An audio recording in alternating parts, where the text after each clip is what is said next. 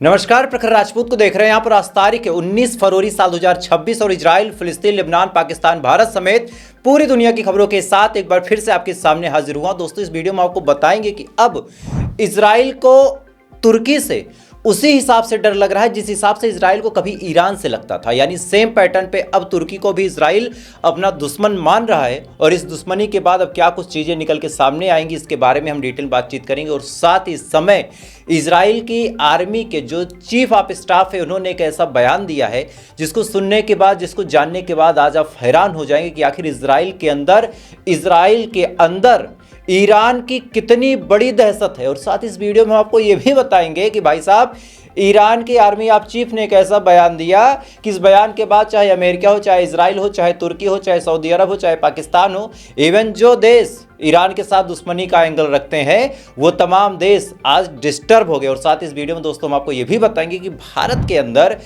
ऐसा काम हुआ है कि पूरी दुनिया में भारत के ऊपर थूक रहे हैं लोग।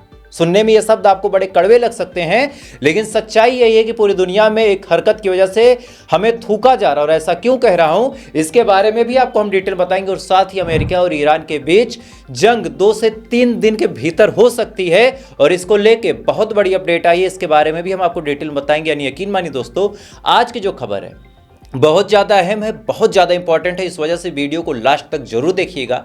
चैनल पर नए हैं तो वीडियो को लाइक करके, चैनल को सब्सक्राइब करके अपना प्यार जरूर दीजिएगा। और साथ ही आपको मेरी पत्रकारिता कैसी लगती है, मैं अक्सर 2 या 3 दिनों के बीच में आपसे ये सवाल पूछ लेता हूँ, चूँकि मेरे जहन में एक ख्याल आता है कि आदमी हूँ और आदमी के ऊपर शैतान का साया होता है और शैतान अक्सर इंसान को भटकाने की कोशिश करता है। तो इससे पहले कि मैं भटक जाऊं, आपसे ये सवाल मैं पूछना चाहता हूं कि भाई साहब, मेरी पत्रकारिता अभी भी सही दिशा में है या नहीं। अगर आपको कहीं भी मेरे अंदर कमी लगे तो आप फौरन कमेंट सेक्शन में मुझे टोक सकते हैं, ताकि कभी भी मैं न दौलत की लालच में, न शोहरत की लालच में किसी गलत दिशा में कदम रखूं। तो आप लोग मेरे गार्जियन हैं, मुझे कमेंट करके बताते रहें। तब तक दोस्तों एक एक करके मैं आपको खबरें बताता हूँ। और सबसे पहली खबर निकल के सामने आ रही ईरान से। दरअसल ईरान इस समय अपनी नेवल एक्सरसाइज शुरू कर रहा है और इसी बीच ईरान ने धड़धड़ा के फिर से कम सैकड़ों मिसाइल लॉन्च की है। और इन सैकड़ों मिसाइलों को जिस हिसाब से लॉन्च किया, वो पैटर्न इतना अजब था कि आप सुनेंगे तो आपको बड़ा फक्र भी महसूस होगा और आपका सीना भी चौड़ा हो जाएगा। दरअसल ईरान ने क्या किया कि समुद्र के अंदर आर्टिफिशियल टारगेट बनाए, सेम उसी तरीके से जैसे अमेरिका के जहाज समुद्र में मौजूद है। सेम कैपेबिलिटी उनमें डाली, हाइड एंड सीक वाली थ्योरी अपनाई, उसके बाद अपनी मिसाइलों को लॉन्च किया। और ये मिसाइलें बड़े ही प्रीसियस तरीके से जाके उन शिपों पे हिट करती हैं। अब ये सिप भले ही ईरान की ही थी, हिट भी ईरान की मिसाइल ने की, लेकिन मैसेज पूरी दुनिया में पहुंच गया कि भाई साहब, अगर ये अपनी जहाज़ों को प्रोटोटाइप बना के मार सकते हैं तो ये किसी की भी जहाज को पानी के अंदर मार सकते हैं। और इसी की ठीक एक दिन पहले आयतुल्लाह खामनेई साहब ने कहा था कि भले ही अमेरिका कितने भी ताकतवर जहाज हमारे पास भेज दे, उससे कोई फर्क नहीं पड़ता। हमारे पास ऐसी मिसाइलें हैं कि इन जहाज़ों को हम बड़े आराम से समुंदर के अंदर तलहटी तक डुबो सकते हैं, कोई भी सिस्टम बचा नहीं पाएगा। अब इधर आयतुल्लाह खामनेई साहब का ये बयान निकल के सामने आना और दूसरी तरफ ऐसी मिसाइलों के जरिए एक प्रोटोटाइप जहाज को सिंक करवाना, दोनों ही तरफ से मैसेज बड़ा साफ है कि अगर अमेरिका हमला करने की कोशिश करता है तो ईरान उसका हाल यही करेगा। खैर, इधर तो ये तमाम चीज़ दोस्तों चल रही थी। इधर एक बहुत बड़ी अपडेट निकल के सामने आई है कि आज रशिया के जो आर्मी के प्लेन थे वो, और साथ ही जो नेवल एक्सरसाइज के फोर्सेस के लोग थे, यानी जो इनकी वारशिप थी, जो इनकी खतरनाक जंगी जहाज थे, जो इनका समुद्री बेड़ा था, वो स्टेट ऑफ हार्मोज में पहुंच चुका है। पूरी दुनिया को ये चीज़ बड़ी अनएक्सपेक्टेड थी कि जिस समय ईरान के ऊपर जंग लाजमी है, उस समय क्या कोई ईरान के साथ मिलिट्री एक्सरसाइज करना चाहेगा।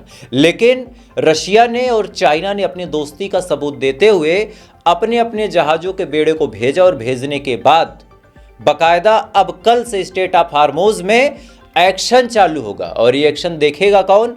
इजराइल और अमेरिका। इधर अमेरिका से बहुत बड़ी रिपोर्ट निकल के दोस्तों सामने आ रही है कि अमेरिका ने अपने खतरनाक 50 फाइटर जेट मिडिल ईस्ट की तरफ डिप्लॉय किए हैं।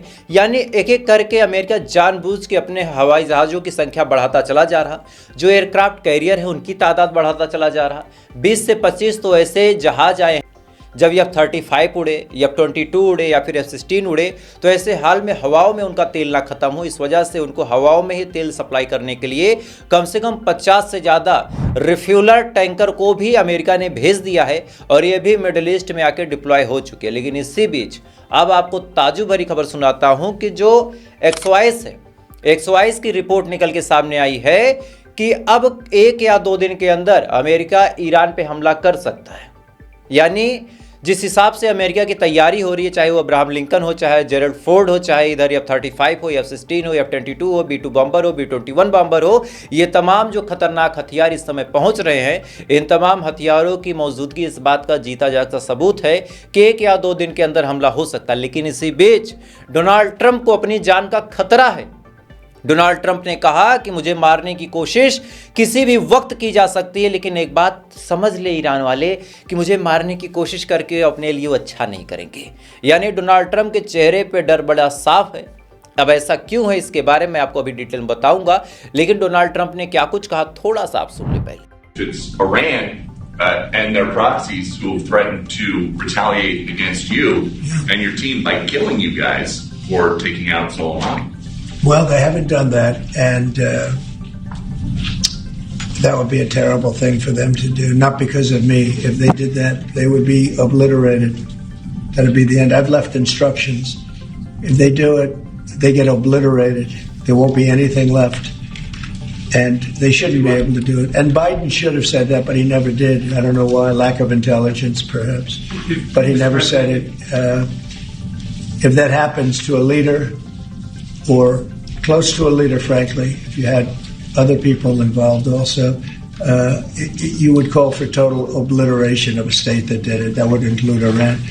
So I'm signing. इस वीडियो में आप साफ तौर पे सुन सकते हैं कि डोनाल्ड ट्रंप ने बड़े साफ तौर पे कहा कि मुझे मारने की कोशिश की जा सकती है, मुझे असैसिनेट किया जा सकता है, लेकिन अगर मुझे मारा गया तो वो लोग अपने लिए अच्छा नहीं करेंगे, अपने लिए और मुसीबतें मोल लेंगे।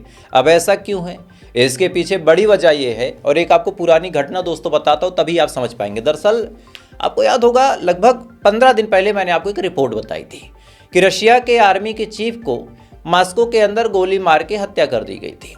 अब हत्या हुई, जो शूटर था वो रशिया से फौरन भाग लेता है, फर्जी जो जाली दस्तावेज होते हैं उनके दम पे वो भाग जाता है किसी और देश में, और वहाँ से फिर वो दुबई आ जाता है।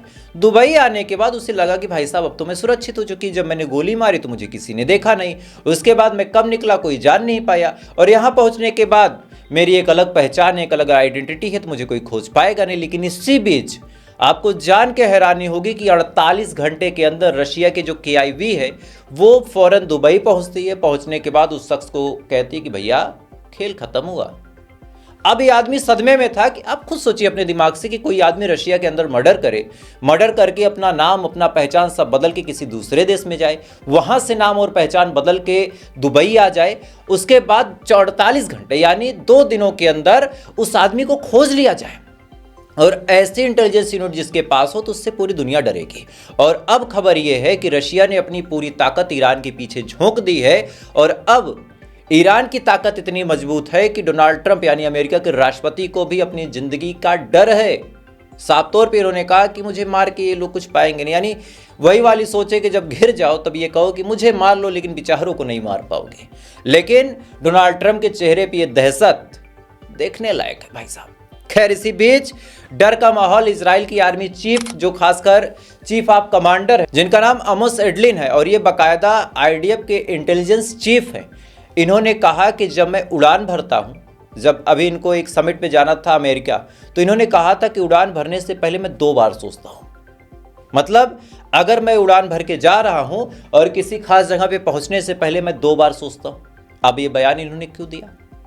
आप सोचिए, आपके पास सबसे बड़ी खुफिया एजेंसी मोसाद है, आपके पास सबसे बड़ी ताकत है, तो फिर ऐसे बयान का मतलब क्या बना? लेकिन दोस्तों, ये बयान इस समय IDF के इंटेलिजेंस चीफ ने दिया है, अमोस ने, और इसका मतलब बड़ा साफ है कि इनके अंदर डर का माहौल है। इसी बीच दोस्तों बहुत बड़ी खबर निकल के सामने आ रही कि इजराइल के फॉर्मर प्राइम मिनिस्टर यानी बेंजामिन नेतन्याहू से पहले जो प्रधानमंत्री थे जिनका नाम था बेनेट, वेनेट ने बयान दिया है कि अब तुर्की भी हमारा उतना ही बड़ा दुश्मन है जितना बड़ा ईरान है, और तुर्की अपनी ताकत को इस कदर बढ़ा रहा है जिस हिसाब से ईरान बढ़ा रहा था, और आने वाले टाइम में हम देखेंगे कि तुर्की भी हमें घेरने की कोशिश करेगा। यानी आप इनकी सोच देखिए, मतलब एक आदमी है कि भाई साहब मेरी किसी से दुश्मनी है, मेरी किसी से रंजिश है, तो ऐसे हाल में अगर वो ताकतवर होता है तो हमें चिंता होती है, लेकिन हम उतना चिंता भी नहीं करते। जैसे आप सोचिए, भारत के खिलाफ पाकिस्तान आए दिन साजिशें करता है, चाइना अलग अलग टेक्नोलॉजी लेके आता है और हमसे फार बेटर होता चला जा रहा है। ये चीज़ें हम सभी जानते हैं, लेकिन इसके बावजूद ना ही हमारे चेहरे पे कहीं कोई शिकन होती है, ना ही हमारे चेहरे पे कहीं कोई टेंशन होती है। लेकिन इधर इजराइल के फॉर्मर प्राइम मिनिस्टर, यानी जो इससे पहले प्राइम मिनिस्टर थे, वेनेट का बयान है कि चूंकि तुर्की जो है वो अपनी ताकत में लगातार इजाफा कर रहा, चूंकि जो तुर्की है उसके पास हवाई ताकत बढ़ती चली जाए, चूंकि अभी आप देखिए कि अब 35 की भी डील अमेरिका से तुर्की ने साइन कर ली है। इधर लगातार वो अपने ड्रोन्स के जरिए भी दहलाने की कोशिश कर सकता है, उसका रडार सिस्टम भी एडवांस होता चला जा रहा। तो ऐसे हाल में वेनेट का कहना है कि चूंकि अब तुर्की ताकतवर है, इस वजह से हमारे लिए खतरा है। मतलब इनके कहने का आप सीधा मतलब समझिए कि ये जहां रहें वहां हर देश कमजोर रहे, ये जहां रहें वहां किसी भी देश के पास कोई ताकत ना हो, तब तो ये खुश हैं। लेकिन अगर ये जहां है उसके 50-100 किलोमीटर के अंदर कोई तरक्की कर रहा है तो इनको जलन हो जाती है। यानी अब ईरान के साथ साथ तुर्की को भी खतरे की तरह इजराइल देख रहा है, और इसके लिए भी वो अलग तैयारी करेगा। मतलब आप ये सोचिए, अगर आपको लगता है, कभी कभार मैं ये चीज़ सोचता भी हूँ कि भाई साहब अगर ईरान के साथ इजराइल का सीज फायर हो गया, गाजा में सब कुछ सही हो गया और लेबनान पे हमले रुक गए, तो आखिर मैं खबर आपको क्या बताऊंगा भाई? मिडिल ईस्ट की खबरें बताने के लिए मिडिल ईस्ट में कुछ होना चाहिए, अक्सर ही दिमाग में आता था। लेकिन आज इजराइल के इस बयान के बाद मेरे दिमाग में एक चीज़ कंफर्म हो गई कि जब तक इजराइल नक्शे में है, मिडिल ईस्ट में कभी भी शांति नहीं आ सकती। इस बात को आप क्लियर जान लीजिए, चूंकि आज ये बात मुझे रियलाइज हो गई। आप सपोज कीजिए ईरान के साथ जंगबंदी हो गई, इधर हिजबुल्लाह का मैटर क्लियर हो गया, हुतीज ने हमला करना छोड़ दिया, हमास के साथ भी लगभग चीज़ें सामान्य हो जाती हैं, तो ऐसे हाल में अब इजराइल ने नया दुश्मन पाल लिया। अब इनको तुर्की से डर लग रहा, यानी देर सवेर, आज नहीं तो 1 साल बाद, 1 साल नहीं तो 2 साल बाद, ये तुर्की से भी उसी तरीके से लड़ेंगे जिस हिसाब से आज ये ईरान से लड़ रहे हैं। और यहाँ पे समझने और सीखने के लिए तुर्की को जरूरत है कि भाई साहब अगर आप ईरान के मुद्दे पे खामोश हैं, ईरान के मामले में आप दूर से बैठ के अलाव सेक रहे हैं, बिरयानी खा रहे हैं, तो कल यही इजराइल आपके भी सर पे चढ़ के मूतेगा, और तब आप कहेंगे कि यार हमारे साथ गलत हो रहा, कोई आगे नहीं आ रहा। मतलब वो शायरी आपने सुनी है ना, ये आज मेरी तो कल तुम्हारी बारी है, उसके कत्ल पे मैं खामोश था, मेरे कत्ल पे तुम खामोश हो। समझिएगा, अब तुर्की का भी धीरे धीरे फील्डिंग सेट करने का प्लान इजराइल बना रहा है। वो बात अलग की है कि अभी बयान दिया है तो 1 साल बाद कहेगा भैया हमने 1 साल पहले बता दिया था, तब आप लोगों ने कुछ किया नहीं, तो अब तो हम हमला करेंगे। और ये चीज़ बड़ी इंटरेस्टिंग होगी, आप देखिएगा। खैर, इधर ये तमाम चीज़ चल रही है। इधर गाजा के अंदर आज इनका एक पैराट्रूप का सैनिक भी मारा गया है, यासिफ सर्व इसका नाम है, जिसकी तस्वीर आप अपने स्क्रीन पे देख सकते हैं। और इसके बारे में जब मरने की खबर आई, वैसे तो किसी के मरने पे खुशी नहीं मनानी चाहिए, जो भी था अपने देश का सैनिक था, अपने देश की सेवा कर रहा था, लेकिन इस आदमी के मरने के पीछे जो वजह आई वो वजह बड़ी हैरान करने वाली थी। दरअसल खबर ये आई है कि गाजा के अंदर ये लोग फ्रेंडली फायरिंग कर रहे थे। अब पहले तो मुझे कोई ये समझा दे कि फ्रेंडली फायरिंग का मतलब क्या है, मतलब दोस्ती वाली फायरिंग, दोस्ती वाली गोलीबारी का मतलब क्या है। अगर आप में से कोई ये बात मुझे समझा सकता हो तो प्लीज समझा दीजिएगा कि भैया दोस्ती वाली गोलीबारी का क्या मतलब है। लेकिन रिपोर्ट ये है कि फ्रेंडली फायरिंग के जरिए ये आपस में कुछ खेल रहे थे, गोली खेल रहे थे, और इसी दौरान गोली इस पैराट्रूपर को लगती है और इसकी मौत हो जाती है। मतलब इरादा इनका बड़ा साफ है कि भाई साहब हम खाली बैठेंगे तो एक दूसरे को ही गोली मार लेंगे। बहरहाल इनका एक सैनिक आज मारा गया है, और ये खबर जब निकल के सामने आई तो सुनने सुनाने में बड़ी हंसी आई। खैर, इधर दोस्तों ये तमाम चीज़ चल रही, इधर बड़ी अपडेट निकल के सामने आ रही रमज़ान के महीने को लेके। दरअसल लगभग जो मेरी ऑडियंस है वो नॉन हिंदू है, यानी मुस्लिम ही है, और रमज़ान में सबको पता है कि क्या होता है, लोग मस्जिदों की तरफ ज़्यादा जाते हैं।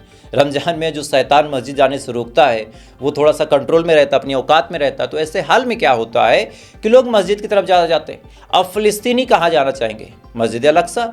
अब खबर यह है कि मस्जिद अल-अक्सा को लेके इजराइल ने परमिशन दे दी है कि 10,000 के करीब मुसलमान मस्जिद अल-अक्सा में आ सकते हैं, लेकिन बाकायदा उनको एंट्री करानी पड़ेगी, बाकायदा उनको डॉक्यूमेंटेशन देना होगा, और बाकायदा उनकी बायोमेट्रिक और सर्वर के जरिए पहचान की जाएगी कि मस्जिद के अंदर कोई खतरा ना हो।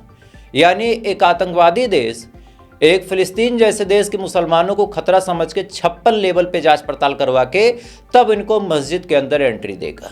बहरहाल अब मजबूरी है, मुसलमानों को नमाज अगर पढ़नी है मस्जिद अल-अक्सा के अंदर तो यह टॉर्चर उनको झेलना पड़ेगा।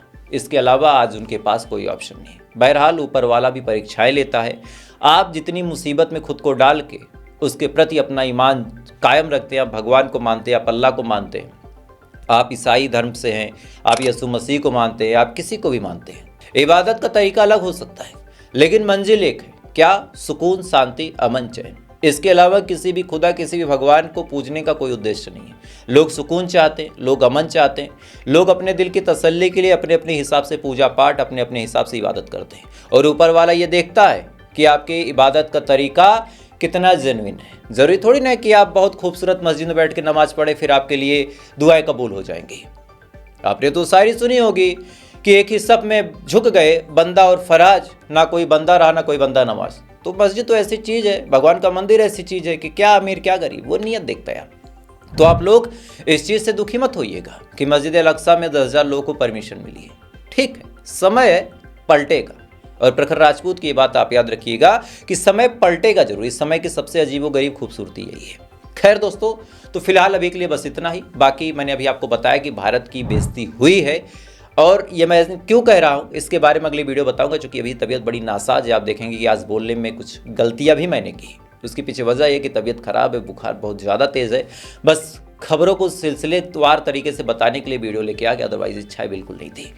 तो फिलहाल अभी के लिए बस इतना ही। बाकी अगली वीडियो में आपको यह भी बताऊंगा कि इस समय रशिया की नेवी किस हिसाब से ईरान की मदद कर रही। साथ ही आपको यह भी बताऊंगा कि भारत की बेइज्जती कहां पे हुई और साथ ही भारत में हिंदू मुसलमान के नाम पे क्या कुछ हो रहा। ये 2-3 मेजर खबरें, इसके बारे में आपको डिटेल बताएंगे। यानी यकीन मानिए दोस्तों, अगली वीडियो बहुत ज़्यादा है, बहुत ज़्यादा इंपॉर्टेंट है। इस वजह से अगली वीडियो जरूर देखिएगा और वीडियो आपसे मिस ना हो, इस वजह से अगर आप चैनल पर नए हैं तो लाइक सब्सक्राइब जरूर कर लीजिएगा। बाकी थोड़ी देर बाद आपसे फिर मुलाकात होगी ऐसी किसी खबर के साथ। तब तक आप अच्छे रहे, खुश रहे, अपना ख्याल रखिए, अपने देश का ख्याल रखिए। जय हिंद। ऊपर वाला आपकी हिफाजत करे।